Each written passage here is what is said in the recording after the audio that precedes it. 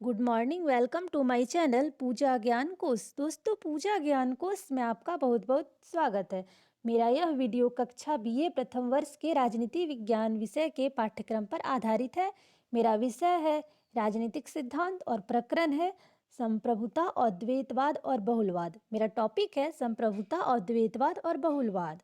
अगर आप अभी तक मेरे चैनल को सब्सक्राइब नहीं किए हैं तो प्लीज़ मेरे चैनल को ज़रूर सब्सक्राइब कर लें। सबसे पहले इसकी भूमिका पे चलते हैं। संप्रभुता के अर्थ को तो आप सभी समझ गए होंगे, क्योंकि इसकी व्याख्या पिछले वीडियो में हो चुकी है। इस वीडियो में संप्रभुता के प्रकार को जानेंगे।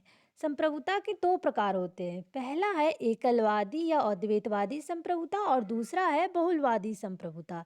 एकलवादी सिद्धांतकारों का मानना है कि संप्रभुता राज्य की शक्ति है और इसलिए वही सर्वोच्च संस्था है। लेकिन वर्तमान समय में अनेक लेखकों ने संप्रभुता के एकलवादी सिद्धांत को चुनौती दी।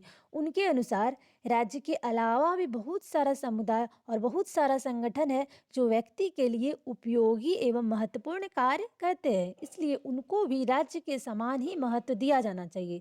संप्रभुता के इसी विचारधारा को बहुलवाद के नाम से जाना जाता है। अब आगे संप्रभुता के प्रकार पे चलते हैं। संप्रभुता के दो प्रकार होते हैं। पहला अद्वैतवाद या एकलवादी संप्रभुता और दूसरा बहुलवादी संप्रभुता। पहला प्रकार है एकलवादी या अद्वैतवादी संप्रभुता। एकलवादी संप्रभुता के प्रमुख समर्थक जर्मन दार्शनिक हीगल को माना जाता है। एकलवादी संप्रभुता के प्रमुख समर्थक जर्मन दार्शनिक हीगल को माना जाता है। एकलवादी संप्रभुता के विचारकों का मानना है कि राज्य सर्वोच्च है।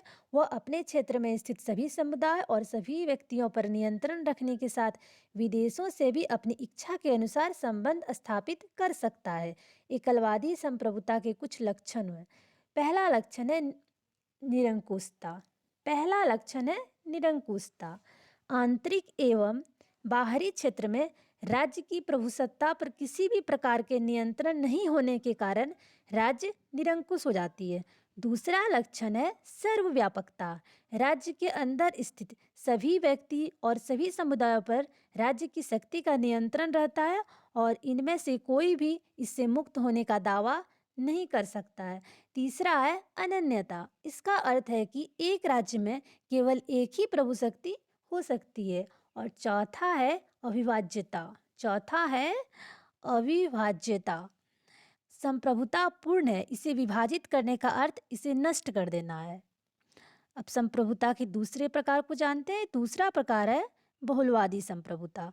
साधारण भाषा में एक के स्थान पर अनेक की प्रतिष्ठा ही बहुलवाद है। साधारण शब्दों में एक के स्थान पर अनेक की प्रतिष्ठा ही बहुलवाद है। हेरोल्ड जे लॉस्की ने सबसे पहले बहुलवादी शब्द का प्रयोग किया था।